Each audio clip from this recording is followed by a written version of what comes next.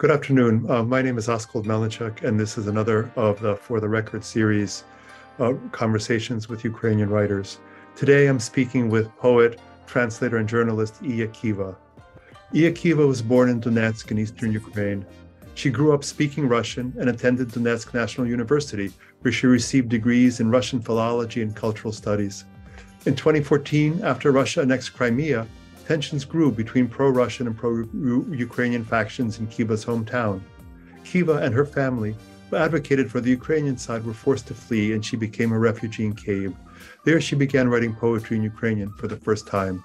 Kiva is the author of the poetry collections Podalsy od raju, Further from Paradise, and Persha Storinka Zimy, The First Page of Winter, and a non-fiction book on Belarusian writers, all of which were listed as the best books of the year by PEN Ukraine.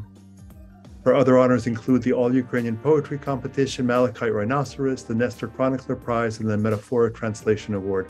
Kiva writes in Russian and Ukrainian and translates from Russian, Polish, and Belarusian. A member of PEN Ukraine, she served as a laureate of multiple international and Ukrainian poetry festivals. And I had the pleasure of hearing Iya Kiva reading at Radcliffe University here in Cambridge, Massachusetts, where I'm based. And it was a remarkable and haunting reading of very powerful poems. So it's an honor to welcome you to this Zoom conversation, Iya. Привіт. Добрий вечір. Добрий вечір. Розпочнемо дуже просто. Я би хотів трохи, як ви могли нам розповісти про місто вашого народження, про Донецьк, як там просто, як перебували перші роки. З усієї моєї родини в Донецьку народилися тільки я і моя мама. Так, в мене родина походить з Житомирщини, Херсонщини, Дніпропетровщини. А якщо далі йти з Запорізької області, і далі йти, там ще, здається, Полтавська область і так далі. Тобто у нас якогось такого великого закорінення немає, а батько мій народився в Литві, хоча він не литовець. І відповідно і Голодомор, і Голокост, як дві, скажімо, такі нації творчі чи нації, не знаю, об'єднуючі травми присутні в моїй родині, відповідно, Голодомор з боку матері і Голокост з боку батька. Це якщо так здалеку підходити, я... не знаю, сьогодні дуже важко говорити про Донецьк, тому що є Донецьк як місто дитинства, місто пам'яті, місто якесь, як мирний Донецьк. Якийсь, як це, щось, як кадри кінохроніки якоїсь, да? Ти так сприймаєш це все, і є Донецьк, про який ти щодня читаєш, що там обстріляли ще щось, і ще щось. І, відповідно, просто зараз Донецьк обстрілюється так, як він не обстрілювався 8 років. Такого не було. Не було такого, яких обстрілів центральних якихось місць. Це переважно, для нашого міста це так, ніби для Києва б обстрілювали Хрещатик. Вже не зберігається цей фасад як якась зона безпеки. І, відповідно, дуже важко говорити про це місто неупереджено, тому що,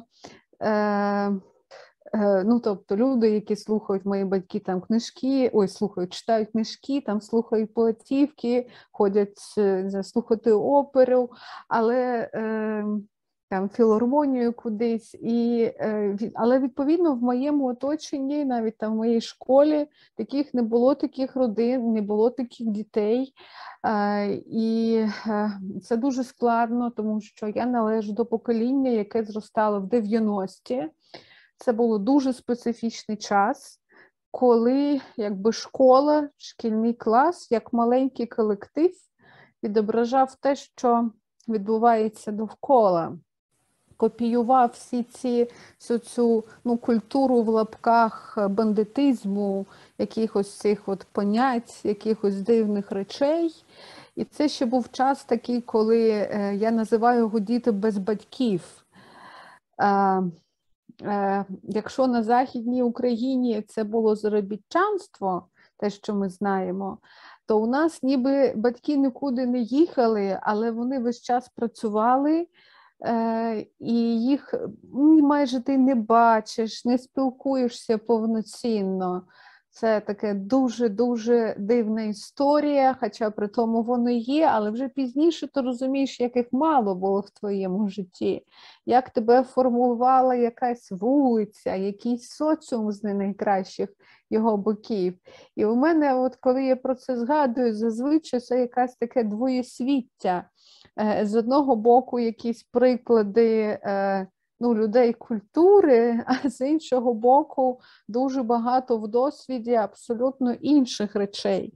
Мені здається, що для людину це може і зламати, або зробити не те, що шизофреникам, я б сказати,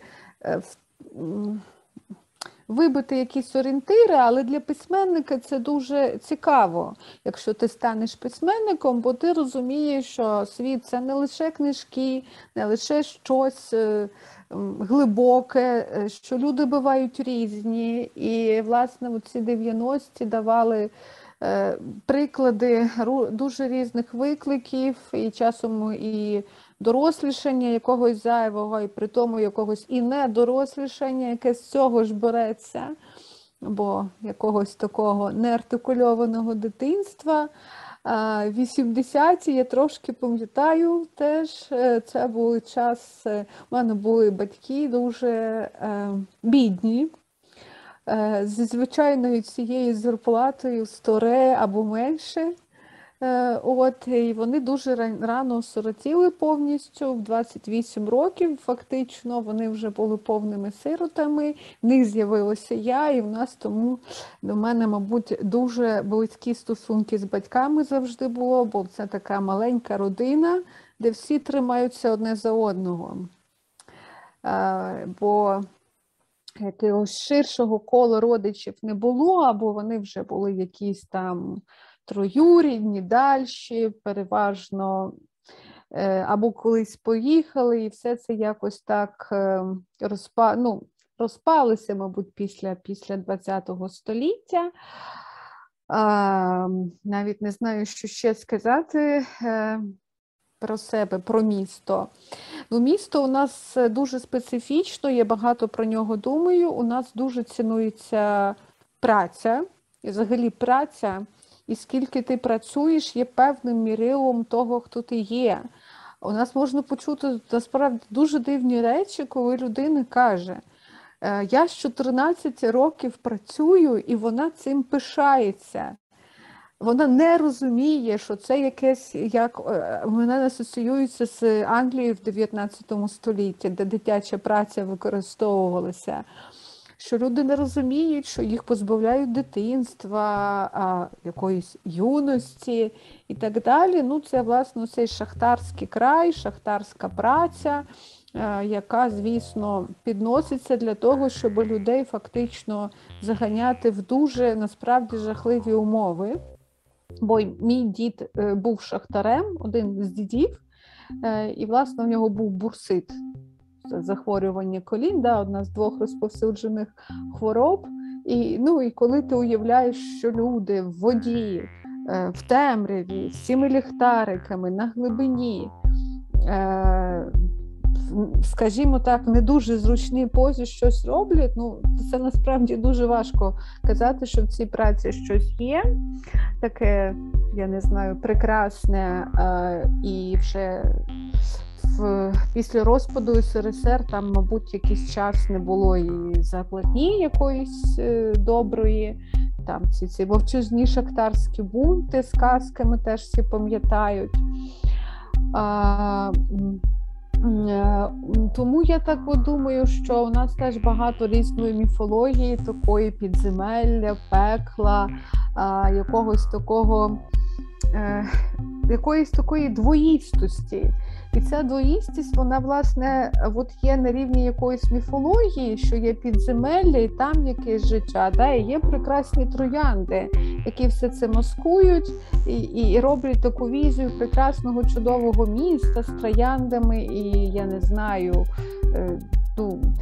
це є якась асиметрія в цьому, і ця двоїстість якось схожа з тим, що от ми живемо на цьому кордоні між російським світом, власне, і українським світом, чи європейським, бо так, скажімо так. І у нас це теж завжди дуже дивно було якось присутнє. У нас ніби ніхто і не скаже, якщо ти не росіянин з походження, ніхто і не скаже, що ти русський. Але при тому дуже багато було цих імперських залишків, тому що, власне, ця частина України, яка будувалася, власне, індустріальні міста і всі ці речі, воно більш імперське, російсько-імперське, ніж інші частини України, але все це було в якоїсь такій мішаніні, неартикульованості, і у мене весь час після 24 лютого питають про ідентичність. Я кажу, я би хотіла збрехати, що я її змінювала, але направду ні. Я пам'ятаю, що мені малою сказали батьки там щось про Голодомор, скільки у нас постраждало дітей в родині. Я була приголомшена, бо я була дитиною, і це ніби почути, що в тебе могло би бути багато братів і сестер, і всіх їх не стало. А мені бракувало братів і сестер, тому я так це перенесла. І я пам'ятаю, що я питаю, а вони хоч вибачилися за це? Вони якось платили за це? Щось було зроблено. І мені сказала батько, що ні, вони там не визнають Голодомор власне своєю провиною, що вони взагалі роблять вигляд, що все це не стосується сучасної Росії, тобто вона забрала щось там, я не знаю, корисні копалини, якісь ресурси, але відповідальність вона не взяла. І я відтоді якось, мабуть, і відчула себе саме українкою і людиною, до якої все ж таки говорить, не знаю, українське відчуття історії.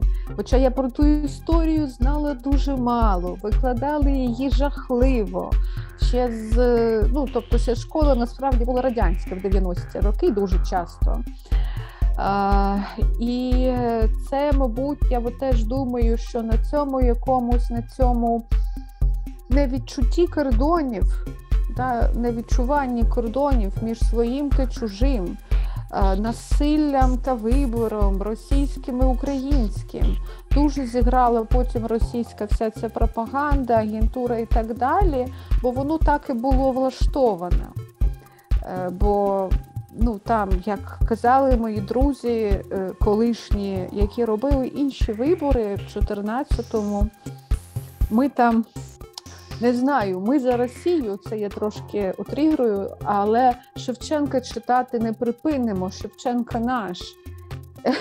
І це абсолютно якісь такі типові такі якісь донецькі речі.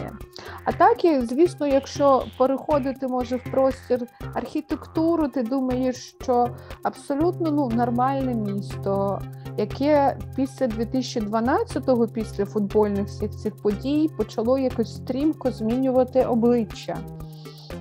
Якось, не було потенціалу деіндустріалізації якоїсь, коли у нас з'явилися туристи з якихось там корейські туристи, з якихось країн.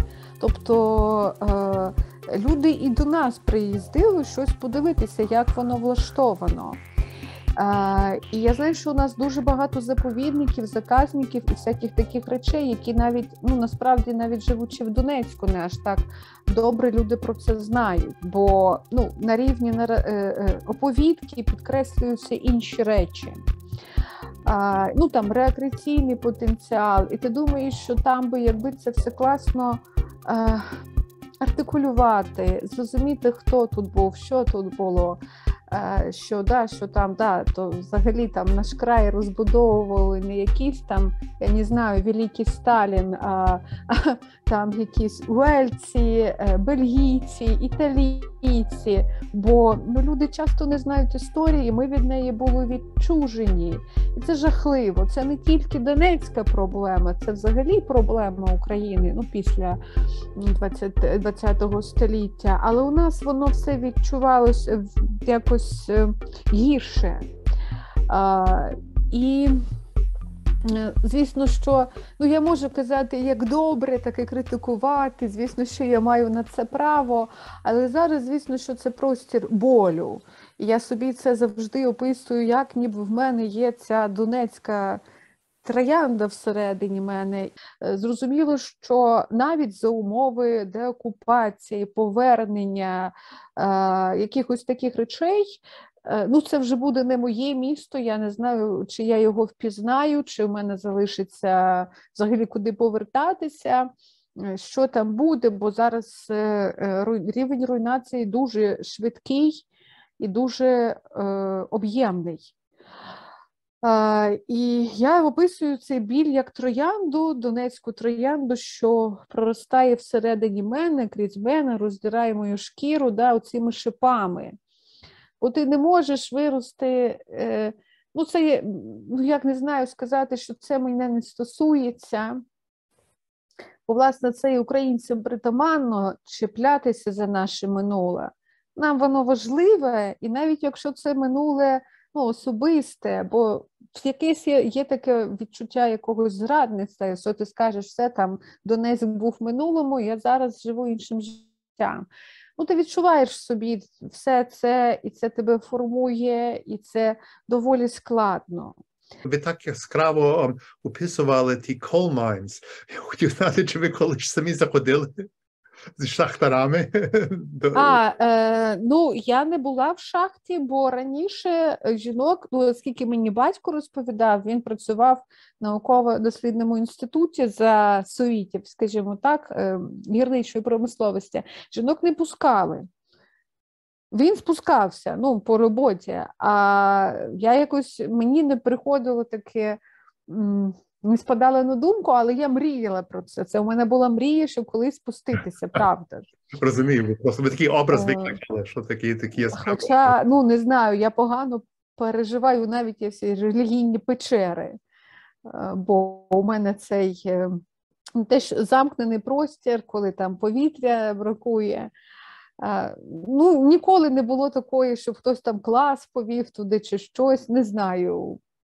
Не збулася ця мрія. І друга наша смішна штука, що у нас завжди лякали дітей, що ми не ходили на терикони, бо терикони ніби не згасають до кінця. От я не певна, чи це правда, бо це опис вулкана насправді. А якийсь час терикон ще тліє. І що ми туди не провалилися і не померли, і нам прям наводили приклади, що там в сусідньому районі діти пішли і провалилися. Ви ж так не робіть. Ця донецька міфологія, вона дуже, дуже специфічна. І я ще би, мабуть, додала, що я теж багато думала про Донецьк, бо там звинувачували, чому ви не такі, не такі. Це завжди узагальнення, є окремі люди, це складно, але є тенденції. Я подумала так, що у нас немає культури спротиву. Бо, можливо, я зараз у Львові, тут все ж таки є культура спротиву, якогось того, що людям щось не так, куди вони йдуть на площу. Щось з'ясовувати. Мені здається, це якась європейська традиція. Я не буду казати, що там якась давньогрецька, принаймні європейська. А у нас всі бунти, оці шахтарські, вони ж мовчазні, нерухомі. Це щось абсолютно, вони просто, або це трохи як, що ми не вийдемо на поверхню, це навіть прихований бунт. Завжди страшно взяти відповідальність, якщо раптом вони помруть. І це якийсь інший тип мовчазного спротиву, який, мабуть, далекий від якихось європейських моделей мислення. Ну, це би не мені, а якимось культурологом дослідити це, бо я так просто думала про це, а вони мають якусь, може, базу, з чим це співставити можна. Але я думаю, що то також це загальне, значить, і дуже специфічне, скажімо, я собі думаю про шахтарів тут в Америці, coal mine strikes. Значить, вони також просто, вони є люди, що своїм тілом живуть, і тілом показують, де вони хочуть стояти. На слова, то вони шукають вас. Шукають поетів, і правда, і шукають прозаїків, шукають, власне, тих, що професіонали в мові, що можуть, власне, так, як ви, передати їхній побут і пояснити, проти чого вони бунтуються своїм способом. Я думаю, що такий бунт самим тілом дуже сильний, дуже багато говорить по собі. Але бачите, у такому суспільстві, в якому ми виросли, то просто дуже цікаво, як ви дійшли до літератури, до поезії, значить, то також є трошки інакша дорога, що не всі то вибирають. Це дуже дивно, ніби нічого цьому не сприяло. Мене дуже рано віддали от всі ці радянські колективи, всі, як, я не знаю, яслі, те, що російською називається, садочки, в 1,5 роки, здається. Бо декрет тоді був такий, що, 1,5 роки можна сидіти з дитиною, і якщо ти не виходиш на роботу, тебе звільнять. Не так, як зараз, не плекали так, тоді так дитинство. І зустріч, значить, з соціумом мене якось шокувала. І я пам'ятаю навіть, я себе пам'ятаю з 2 років. Так, і я пам'ятаю себе з 2 років, і я не особливо змінилася. Я пам'ятаю, що я не могла інтегруватися якось в цей дитячий колектив, в цей якийсь недитячий колектив. Взагалі все це. Я пам'ятаю, що я не розуміла, чому там такі, там діти такі, чому дорослі такі. У мене багато було думок і нерозуміння. І, власне, це так, це таке певне ізгойство, це ж доволі типовий шлях такий письменницький, коли ти не обираєш, тобто ти не можеш соціалізуватися з певних причин, і ти обираєш шлях рефлексії. Не знаю, там зовнішність, там статки батьків, просто психологічно, там сором'язливість, якісь такі речі. І це я так відчувала так років з 2 приблизно, але я тоді, звісно, що вірші не писала. І потім все це, звісно, далі якось ставало все глибшим і глибшим. Але я цікавилася більше музикою. Я взагалі більше звукова людина, ніж словесна. Бо насправді звук бреше рідше, а словами збрехати простіше. Не знаю, як це пояснити. Я розумію. Так.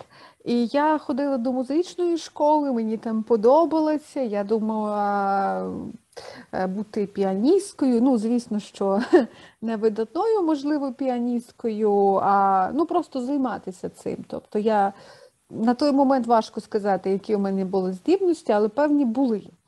Але в мене в 15 років зіпсувалися руки. Вони здерев'яніли через хворобу іншу, не хворобу рук, такі наслідки були.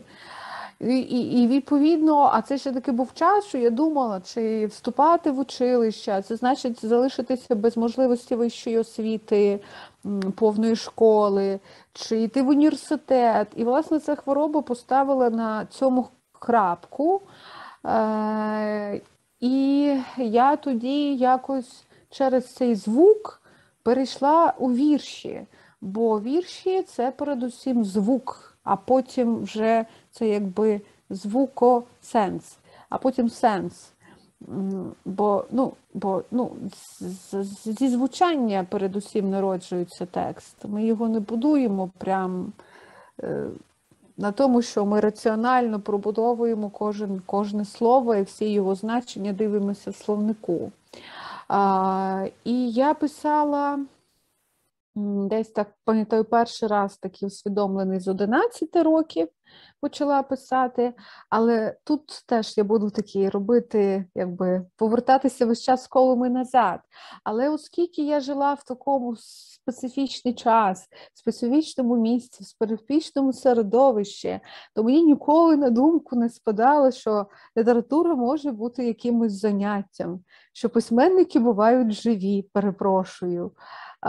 Що це взагалі щось, ну, не такий характер якогось некрополя носить і вшанування, а що це ти можеш цим займатися. І до того я дійшла вже так років 26-28, що, власне, ти цим можеш займатися серйозно, бо теж специфіка регіону, я не дарма сказала про цінність праці, що весь час знайти нормальну роботу, що це якісь забавки, що це щось несерйозне, якось таке, теж от подвійність така була, яка я ніяк не могла зрозуміти. А чому так сталося, теж не можу пояснити, просто пам'ятаю, був якийсь вірш, де я просто його перечитала і зрозуміла, що в ньому є щось, що залежить не від мене, і що є більшим, ніж сенс. Ну, власне, як і будуються зазвичай вірші, коли ти, ну, якби нитка ця Аріаднина, чи не знаю, яка вона тебе кудись уводить. Ти починаєш з однієї думки, а завершуєш, ти не знаєш, чим ти завершиш текст. І вже так зовсім серйозно я почала ставитися лише після початку російсько-української війни. Але почекайте, бо я хочу знати, чи ви який то був вірш, що вас так захопив, що ви значить, що були вірші, власне, ті перші вірші, які вам промовляли, що ви читали? Я думаю, що там було, існують різні шляхи, у мене такий теж доволі типовий шлях наслідування, коли ти використовуєш чужу мову. Я думаю, що я цього не усвідомлювала тоді, звісно, просто я потім думала про все це, коли мене питали.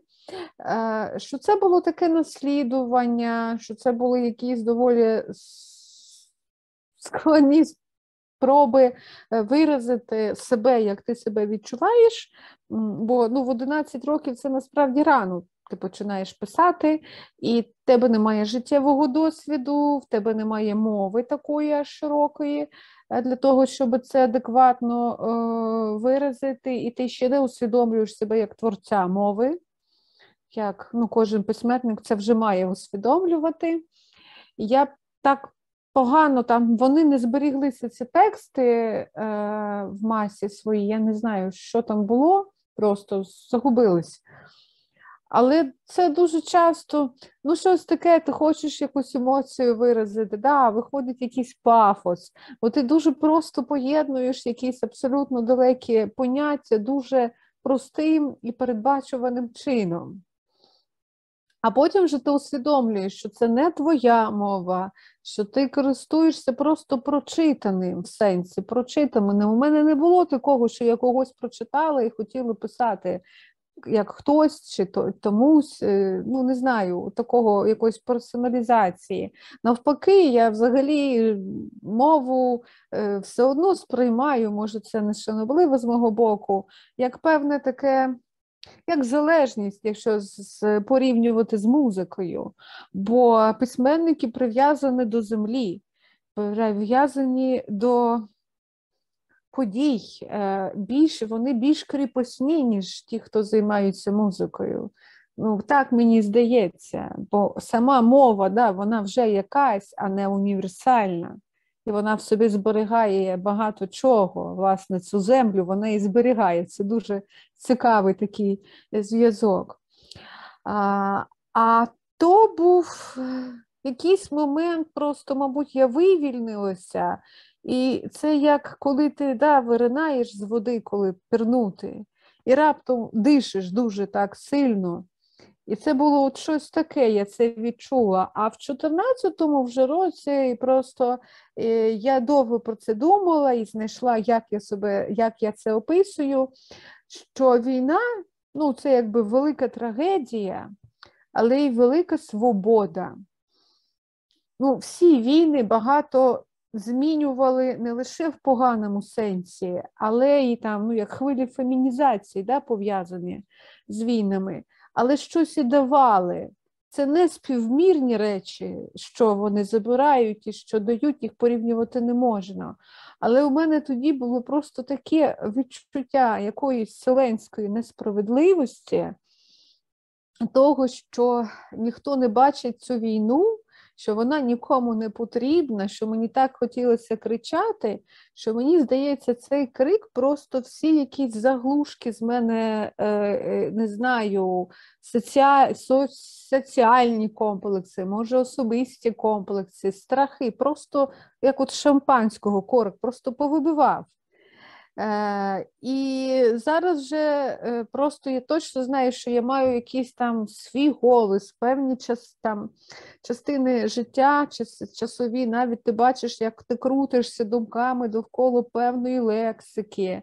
Особливо це помітно, коли ти працюєш перекладачами і смієшся, бо ти повторюєш якесь слово, ну, дуже часто, значить воно тебе непокоїть. І це теж дуже складна історія, чи це про це жаліти, що це не стало, що це становлення не відбулося раніше, чи не жаліти про це. То чому жаліти? Чому жаліти, як ви власне, стали такою письменницею? А жаліти, тому що дуже часто ніхто не враховує персональних історій, і коли тебе порівнюють і оцінюють, ну, всіх літераторів оцінюють і порівнюють, хочемо ми чи не хочемо, вставляють в ієрархії, література ієрархічна, ми нічого не можемо з цим порівняти. Ніхто не знає, що я почала фактично так насправді писати після 30.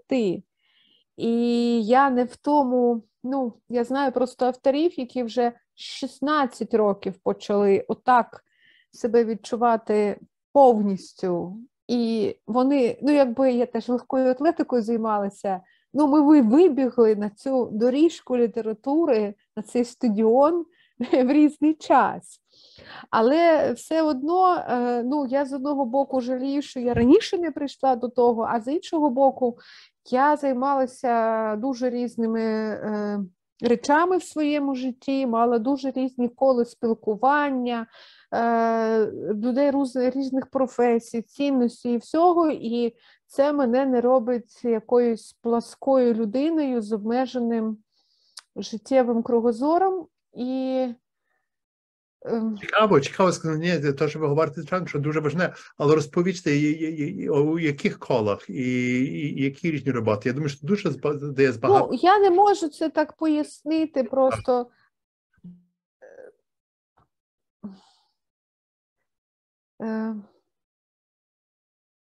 мені здається, що люди, які рано обирають щось таке культурне, впадають в якусь таку обмеженість елітарності, я перепрошую. Ну, хіба що ти є філософом, який здатен якось щось змінити дуже сильно. І це теж таке. А мені завжди цікаво було подивитися, які є люди. Ну, от людьми я цікавилася завжди, скільки я це пам'ятаю. І я йшла до тих людей, які до мене можуть бути дуже неподібні. Ну, я перепрошую, ну, якісь там, ну, прості, як сказати, секс-робітниці, люди, які там не мають освіти вищої, і дуже посередню, ЛГБТ-спільнота, ну, вони ще й не всіх пускають до себе, вона дуже обережна. Але ми там через літературу, до речі, якось зблизилися з певними людьми, бо мені цікаво було, ну, які ці люди, чому вони такі, бо, ну, там засудження і оцінки – це найгірше, що ти можеш вибрати в погляді на світ. Я працювала теж в технічному університеті, я була філологом, я там була абсолютно білою вороною. Просто люди навіть не розуміли, що таке філолог. І це теж цікаво, тобто, і там насправді теж різний досвід був цікавий, і негативний, і позитивний.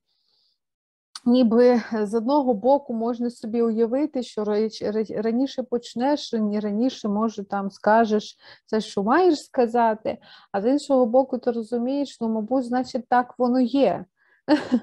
Значить, цей досвід був для чогось потрібний. Він дає більше якихось прикладів, якихось рамок, якихось порівнянь неочевидних. Бо я, наприклад, зовсім таких людей літературоцентричних часто і не розумію. Бо часто в цьому є така втеча певна. Ну і ще я теж так дуже багато хворіла, і це теж така класика в дитинстві часто, але це ще не були аж такі серйозні речі, а от з 18 років дуже сильно. І коли є цей простір хвороби, він тебе ізолює, зазвичай це приховується все, бо якось, що сильніше ти хворієш, то менше ти жалієшся, зазвичай це так. То, звісно, якщо це стає так, то ти більше рефлексуєш, і знову це вже якесь інші причини для теж цього ізгойства і рефлексії. І тоді не те, щоб там тобі з книжками тільки є, ти можеш порозмовляти, але вони тобі допомагають щось зрозуміти про взагалі якесь таке теж, що життя не є справедливим, є дуже різноманітним, але водночас і є справедливим, але не в сенсі соціальних утопій. Оце інакше працює. А які книжки, власне, а які книжки ви мали в руках, що вам там так допомагало, скажімо? Що були друзі в таких моментах ізоляції? Ой, я не знаю, пам'ятаю, що мені сподобався Мартін Іден. І при тому, що я Джека Лондона терпіти взагалі не могла, усі ці його про сніги, всі ці речі, я взагалі не люблю таку літературу, пригодницьку літературу, в житті не читала, не могла б дочитати Жюль Верна, просто хіба одну книжку і прочитала за все життя.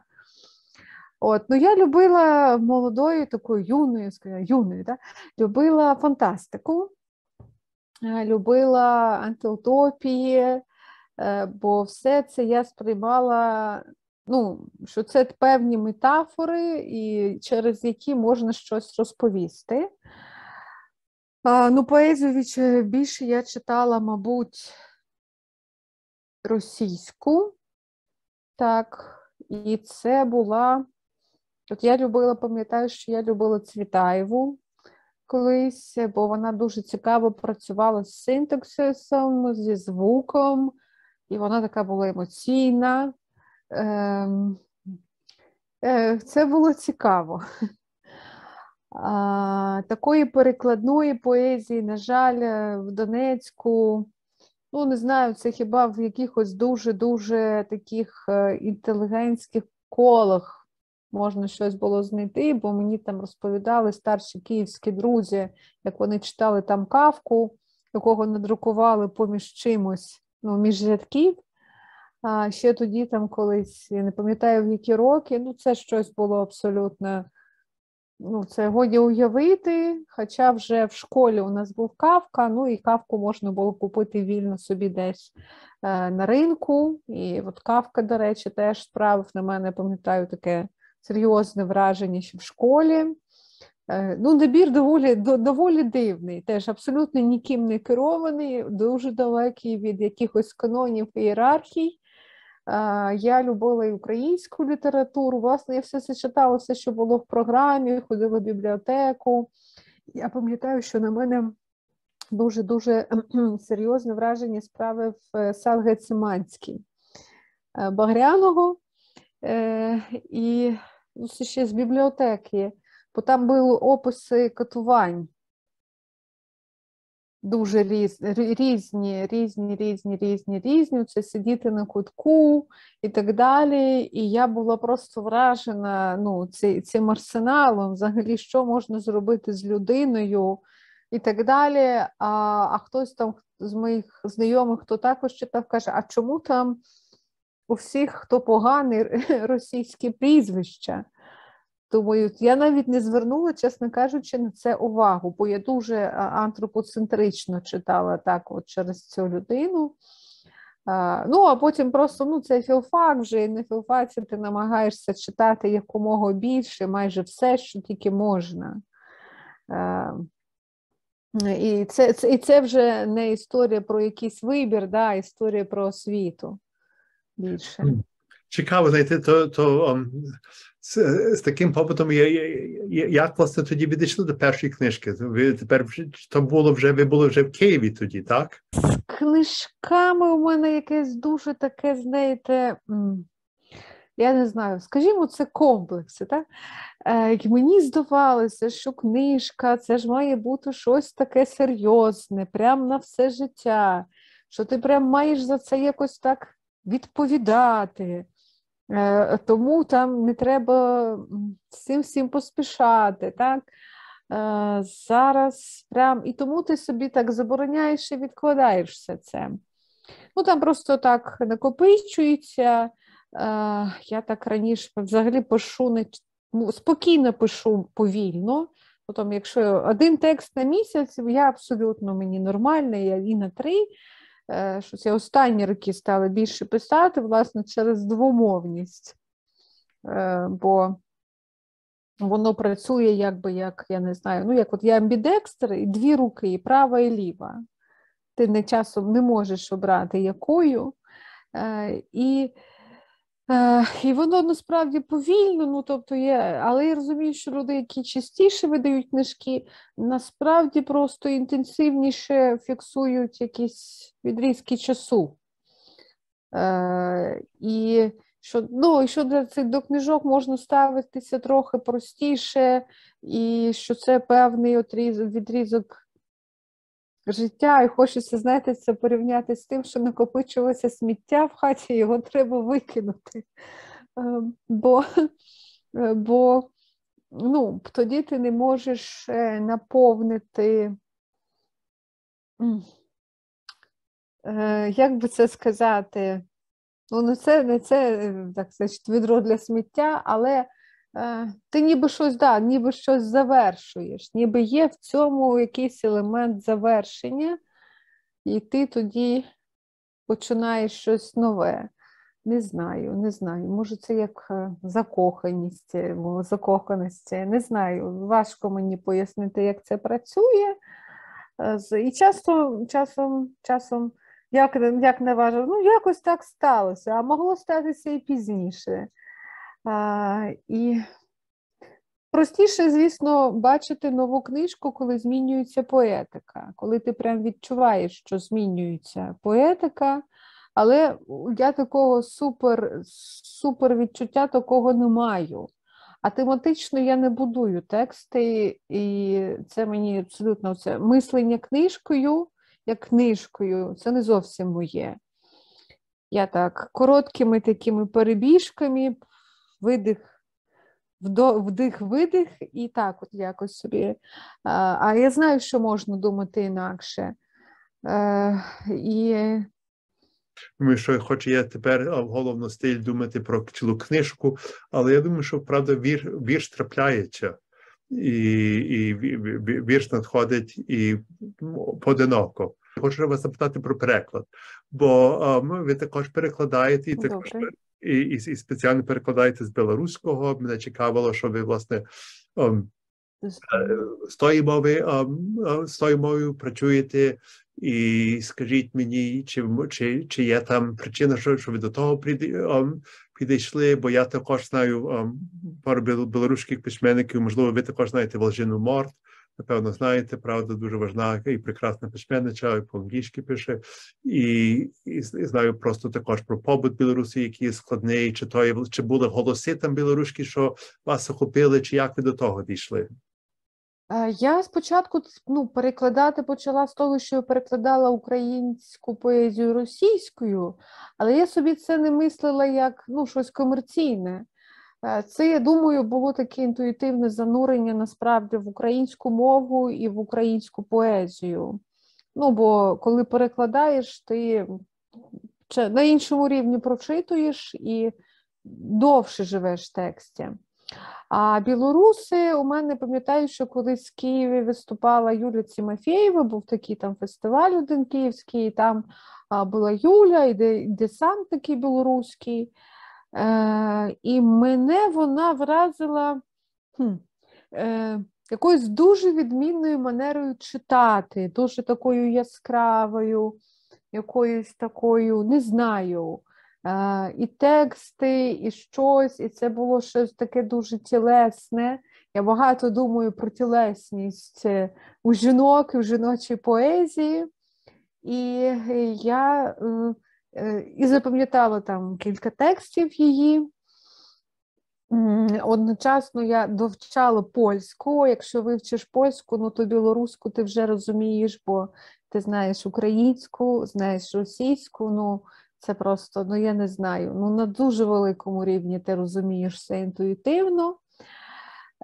І мені дуже подобається сама мова, саме звучання, я не знаю, це, власне, чиста така закоханість, ти якось щось тебе тягне, да? Ти ж не можеш сидіти і розкладати все це, бо магія зникне. І якось я читала, і мене вражало те, що у нас якісь погані, абсолютно, є якась така історія, що або ось там в Москві тебе визнають, або ось там, десь там в Нью-Йорку, чи там в Лондоні. Бо чомусь у нас немає здорового погляду на сусідів. Я думала, як так сталося, що от є у нас сусідня країна, і я нічого про них не знаю. Чому я нічого не знаю про їх літературу, про їх поезію, про якісь такі речі, а воно, власне, так все побудовано. Ті ж приблизно є історії з литовцями, до речі, з естонською поезією і латиською, бо, власне, це пострадянське щось таке дуже, дуже дивне. І мене це вражало, а мені цікаво було, вони про інше пишуть, інакше, вони суттєво відмінні, не схожі на польську поезію. І польська поезія більше впливала, наприклад, українську. Це часом щось в українській поезії таке бачиш, а білоруська поезія, щось мені підказує, не дуже впливала на українську. Може, ми на них десь, може, Жадан вже. І просто ти думаєш, як воно цікаво. Мене ще там, наприклад, в тій же Юлі Тимофєєвій дуже вразило, що вона працює з селянською ідентичністю. Тобто вона цього не соромиться, вона пише про село, про якісь речі і такі. І це поезія, це добра поезія. Це абсолютно, вона зберігає цей світ її дитинства, її дідуся і бабусі. І це дуже цікаво, що мало хто дуже свідомо працює з цією селянською ідентичністю в поколінні 40, приблизно тих, кому 40. Оце мене колись вразило в Голобородька, що я думаю, в нього там набір явищ дуже був такий, ніби простий, там щось, хата, сонце, мати, поле, груші, ослінчик, і все. І з цього реально абсолютно справжня, високого рівня поезія. Принаймні загальноєвропейського точно. Не знаю, проситовито, чи я можу такі давати оцінки, але це абсолютно не є вторинним через те, що це ніби про село. От що я хочу артикулювати. Вже потім, я відкривала різних авторів, що мені ближчі і менші, і дальші від мене, і більш традиційних, менш традиційних. Вальжино Мор теж мені дуже подобається, але це, як на мене, це все ж таки якийсь складний синтез американської традиції і білоруської традиції. Вона на рівні навіть мови, побудови, всього. Це дуже цікаве явище такої гібридності, коли людина ці дві ідентичності вміє не тільки зберігати на рівні мислення, а й на рівні поетичного мислення. Бо, наприклад, там, я не знаю, російська і українська, вони у нас б'ються фактично так само, як, власне, все відбувається і в реальності. Чомусь воно, вже зараз зрозуміло після 24 лютого, що, теж я там не роблю прогнози прям такі, що я там кажу, що так буде, але мені так відчувається, що такого явища, як російськомовна література, мабуть, не буде більше. Мабуть, це буде якийсь там зі мною включно, якийсь період, скажуть, що так було. А може, якщо вона і з'явиться, то колись давно, потім, раптом, хтось раптом, це буде щось інше, бо це зараз відчувається як неможливість. Щось абсолютно етично дискомфортне, тілесно дискомфортне, це якийсь суцільний дискомфорт, навіть без політичних якихось виборів. І, власне, з білорусами, багато кого перекладали з різних позицій, підходжу до перекладу, я перекладаю, якщо мені автор дуже близький, якщо автор дуже відмінний, бо це завжди цікаво. Власне, ми так книжки читаємо, прожити щось абсолютно інше. Якщо я, скажімо, дуенди або інтелектуальне захоплення, що може бути, часом я можу когось перекласти, власне, бо, наприклад, це ЛГБТ-автори, мені хочеться бути причетною до їхньої видимості, безвідносно до того, чи вони це артикулюють там у віршах, чи ні. І зокрема, те, що вони артикулюють. А зараз, на жаль, після всього, що було в Київській області, скажімо так, зв'язки якісь білорусько-українські, вони на певній паузі, бо це буде потребувати розмови якоїсь.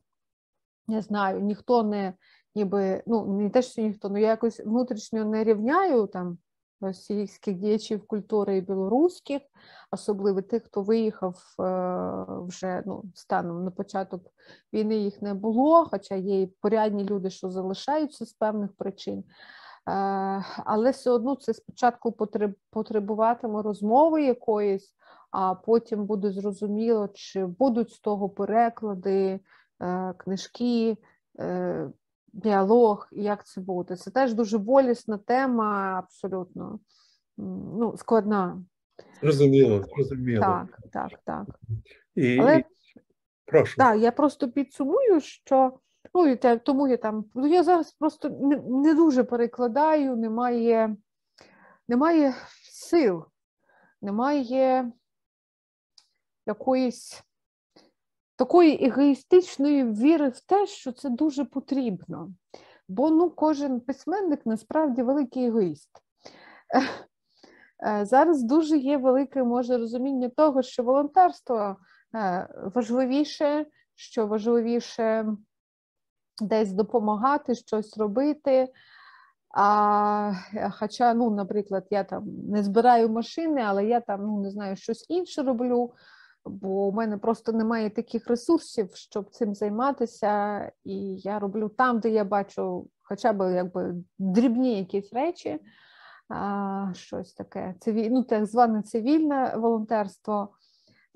Але це теж така, мені здається, травма, тому що можна дуже відстати від самої себе, і буде дуже важко в себе повертатися.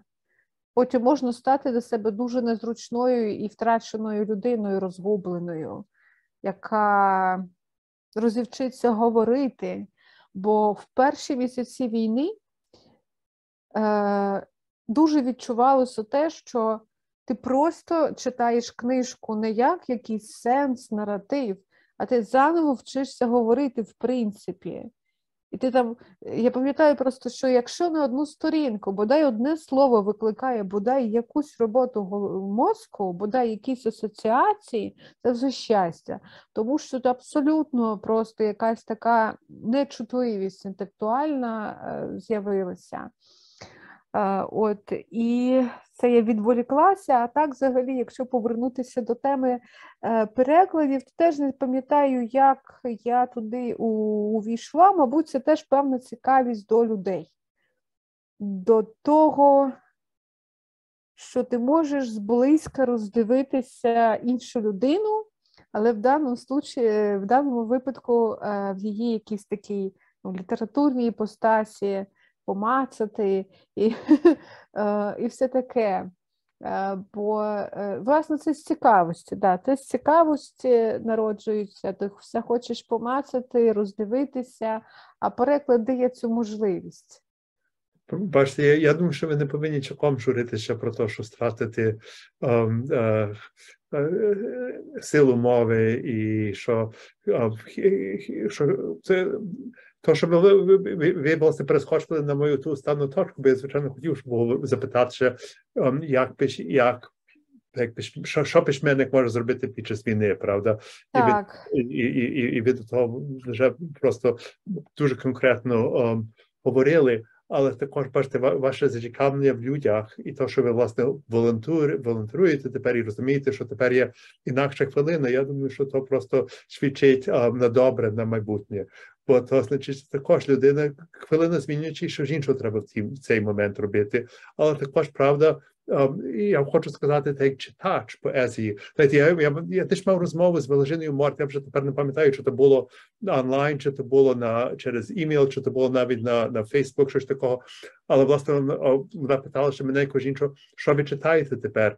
І бачите, я тепер читаю багато більше поезії. Значить, я головно працюю з прозою, але я тепер читаю багато більше поезії, бо мене цікаво все, що поети питаючи себе, що моя робота варта тепер. В цей момент, власне, мені поезія більше і скоріше, і ближче, і сильніше говорить. Бо є, знаєте, бо поезія може скорше до серця перейти, і, звичайно, до розуму також тим самим хвилину, і також, бо є музика, і що півсвідомо щось, власне, передає людині, і то людину якось зорієнтує. Значить, то, що ви говорили, що ви журите, що може втрати орієнтацію таку загальну, але поезія, власне, є таким компасом. Навіть не є справа теми, але, правда, є справа музики і того, що під словами ховається. Знаєте, я думаю, що було Гертруд Стайнс, що сказала, що люди справді себе ніколи не розуміють. І то, що люди говорять один одному, то не є то, що вони в словах кажуть, а то, що є під словами, що власне сховане за словами, який власне дух передається. Я думаю, що поезія то сильніше і краще передає, ніж який-небудь інший спосіб. І тому, власне, то є, я все вдячний є за нагоду знайти правильний вірш, правильний момент. І він людину просто зусилює. Я просто хочу, я думаю, що ви не повинні журити, що в цей момент ви робите правильно те, що потрібно робити, слова, правда, і потреба до слів, і потреба сісти і на рефлексії, то прийде на то свій час. Ну, не те, що журитися, ти просто розумієш, що, звісно, волонтерство і те, що ти якби відсуваєш себе з усіма своїми якимось планами і так далі. Ну, тобто ти чи ти стаєш в якомусь сенсі воїном, тільки в дуже метафоричному, я там не рівняю в жодному разі, чи ти залишаєшся там щось там читати, писати і так далі. Ну, от я думала про це дуже жорстко, дуже максималістськи на початку повномасштабного вторгнення, що я би не хотіла читати авторів, які зараз нічого такого не роблять, які зараз не віддають своє життя війні, бо мені буде важко їм вірити. Бо мені здається, що і Не знаю. Може це травмована така реакція, але мені хотілося б читати тих, хто може і робити щось дуже важливе не тільки словами, що є ця якась емпатичність, розчинення в часі, в інших потребах, а не лише егоїзм якийсь. Бо, звісно, кожен би зараз хотів би жити своє життя, і воїни, і всі ці люди, які там на фронті. Ну що це? Ну, це втрачені роки і втрачений час, якщо дивитися на це з людського виміру. Бо героїзм – це лише в той момент, коли в цьому є потреба і в оцінці внеску. Але з точки зору всіх цих людей, можливо, би вони займалися чимось іншим. Не те, що ти жалкуєш про це, але я вже пізніше почала просто ловити на себе на тому, що я розпадаюся, як та людина, яку я знаю, бо мені важко читати, не через там новини, як це було на початку, і коли просто вся реальність якби як паморочиться перед тобою, але вже просто важко читати щось. Я вже це проходила в першу фазу, каденцію, я знаю, як це буває, і в мене зіпсувалася пам'ять дуже сильно через війну, а тут вона якби в другий раз зіпсувалася ще гірше. Тут просто не те, що ти шкодуєш, а те, що ти розумієш, що не варто знецінювати все це, і десь треба все-таки залишати час на цей якби інтелектуальний опір, я не знаю, бо а хто, крім нас, хто замість нас це буде розповідати потім? Це дуже складно. Усі завжди, що наскільки ця симетрія життя і літератури, вона дуже складна, дуже. Бо це якби два різних життя насправді. Звичайно, що я розумію також. І то так. І ту тему можна інакший момент трошки більше розвинути, бо справді... З того, що я би ще хотіла додати про, що може поет на війні.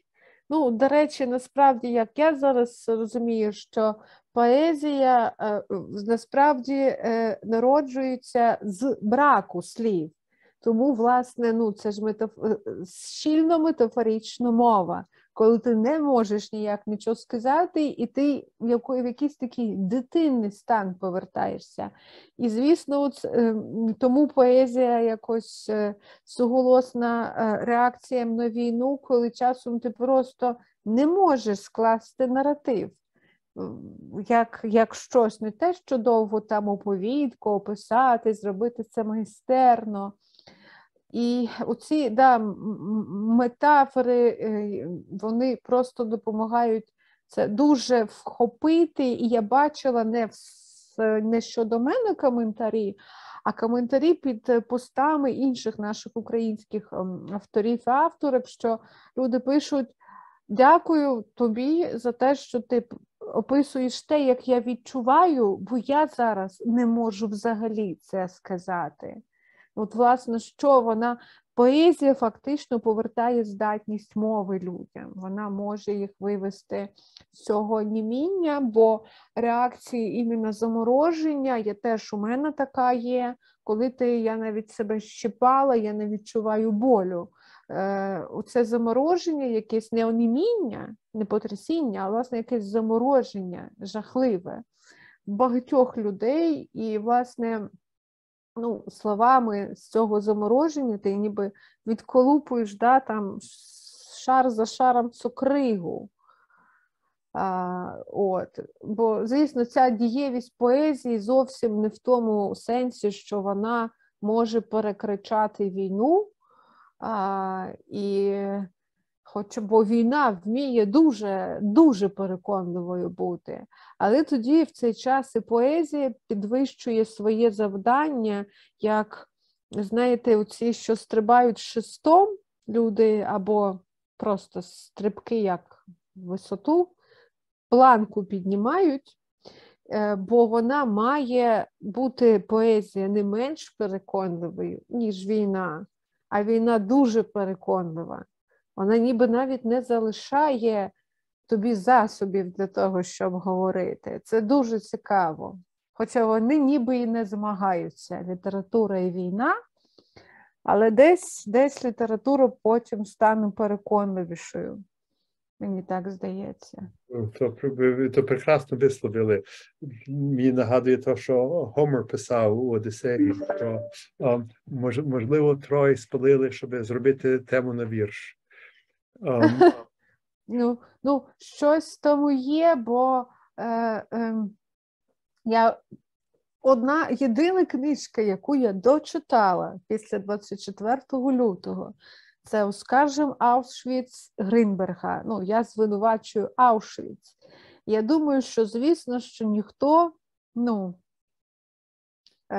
з моєму вже покоління, не був свідком того і не міг бути, і скільки людей не було свідками того, але коли ти бачиш таке розмаїття того, якою довгою буває травма, як воно дивно проговорюється. Я навіть в цій книжці насправді, наприклад, література, ти думаєш, ще одна книжка про Голокост. Є такі жарти не дуже добрі, скільки можна і так далі, але значить щось не загоєно. І я навіть в деяких речах знайшла речі, які я зрозуміла, де в моїй родині передавалася травма Голодомору. Якісь там абсолютно. Це не в тому сенсі, що література, щоб створити якийсь добрий вірш чи створити це, але ти просто розумієш, що колись ми перестанемо бути свідками, щезнуть всі свідки, і те, що нам зараз видається браком уяви, неможливою уявляти, власне, письменницькою безпорадністю, для когось це стане ґрунтом для уяви, як ми зараз можемо уявити через всі ці книжки. Бо якщо люди не будуть уявляти інших людей, я знов повертаюся до теми цікавості до людей, на мене немає нічого цікавішого, ніж люди. Це дуже цікаво. Тоді просто ми будемо безсердечні, нечулі, без емпатичності всякої. Але зараз, звісно, тобі здається, що твоя уява абсолютно під якимось наркозом. Якось так. Так, я розумію, ви знову прекрасно висловили глибоко. Я не хочу вас довше тримати, бо то вже є пізна година вас, і ми довго говоримо, але я хочу тільки, можливо, останні дві точки. Ми зустрілися, коли ви переїжджали через Америку. Ви робили дуже важну амбасадорську роботу.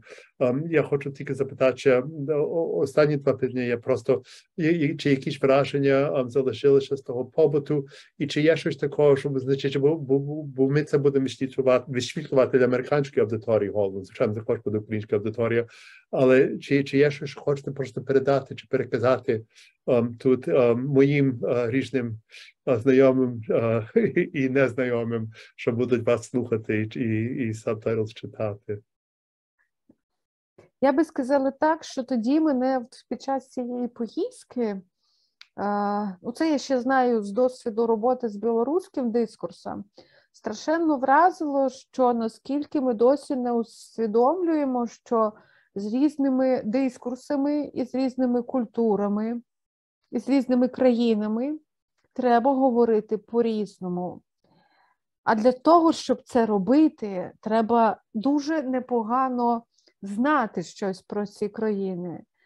А ми багато чого не знаємо. І, до речі, це не в останню чергу через те, що у нас є Росія, і кошмарна, жахлива, чорна тінь над нами.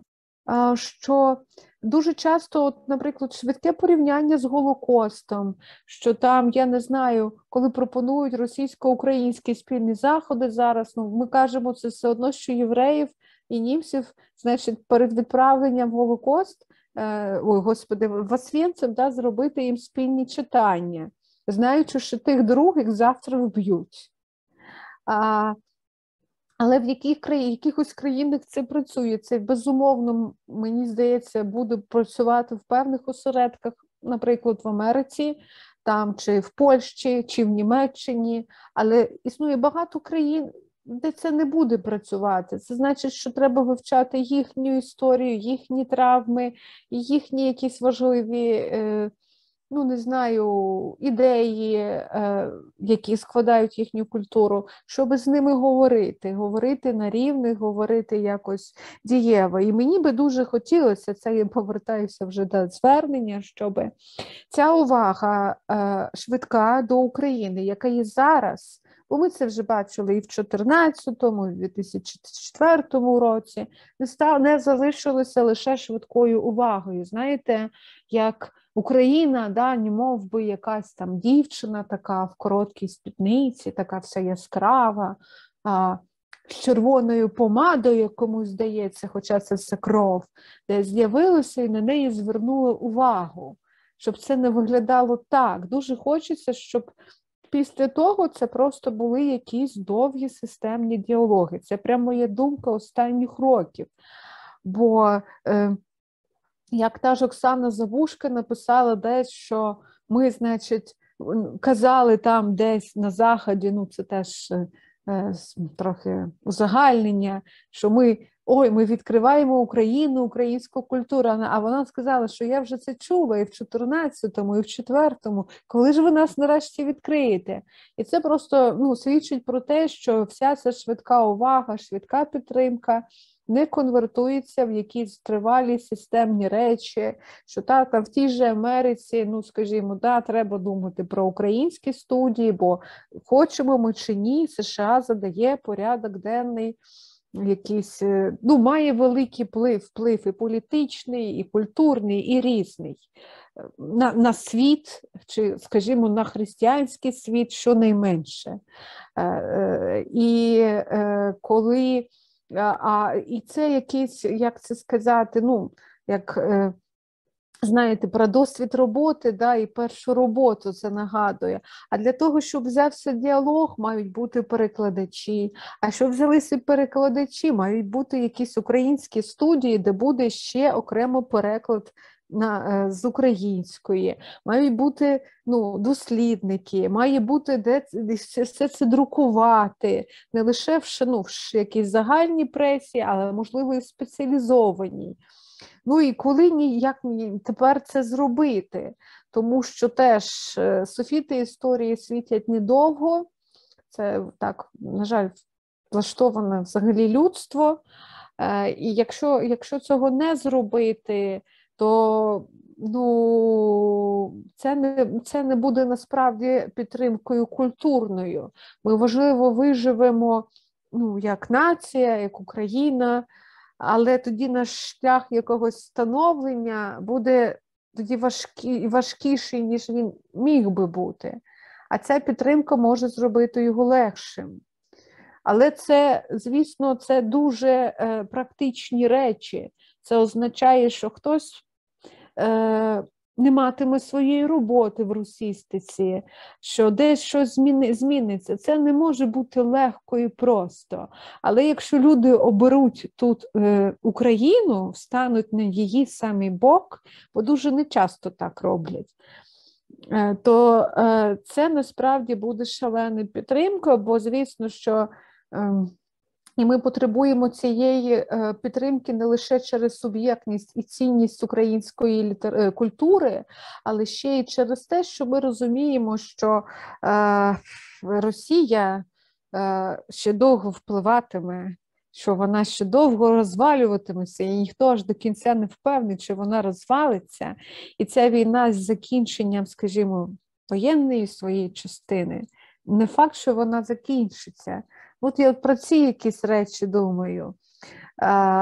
І я думаю, що, ну, кому як не Америці, скажімо, де є інституції, розуміти, як це зробити добре, якось поділитися, власне, ну, от механізмами праці, як це працює, і так далі, бо, власне, у нас зараз багато цієї горизонтальності активізувалося, а, власне, це цінність командності, да, що є в Америці, це могло б допомогти. Бо часом кажуть, що ну, там же наш уряд дав вашому уряду гроші, але треба розуміти, що в Україні дуже-дуже впливає на всі речі, як той же самий ПЕН український, неприбуткові організації. Я забула, боже, я термін забула, як це називається. NGOs, так. NGO. Ну так, ну тобто фактично тобто недержавні організації, ніяк не пов'язані з урядом, і у нас до кінця ці стосунки, власне, з державою ще досі не певні, ми не знаємо, які вони будуть. Часом наші культурні активісти, менеджери молодших поколінь, да, абсолютно прогресивні, не можуть знайти спільну мову з державою. Тому треба підтримувати тих, хто є сильним, дуже серйозним гравцем і хто вболіває за українську культуру майбутнього, власне. Про це я думаю. І це я про це думаю дуже давно, да, що це дуже важливо. Я 100% з вами погоджуюся, що я думаю, що ви дуже важні теми тепер висловили. І я думаю, що ми всі хочемо, що я знаю в моїм колі, хочемо, власне, знайти способи, щоб зробити глибші зв'язки, на довші проєкти, що будуть через роки тривати, і що будуть, власне, дадуть новій генерації американцям інакше зрозуміння про Україну. І що будуть просто, я думаю, що всіх будуть підбудовувати. Я думаю, що найкращі періоди в кожній літературі, значить, що американська література збагатиться з тим, що українська література, якщо українці її принесуть. Бо вона все так найбільше сили набирала, власне, від нових прибутків, таких або людських, або мовних, або обидвоє. Значить, що найкращий період у англійській літературі був, правда, Шекспіра період, коли французьке, італійське почало впливати, і португальське почало впливати на англійську мову.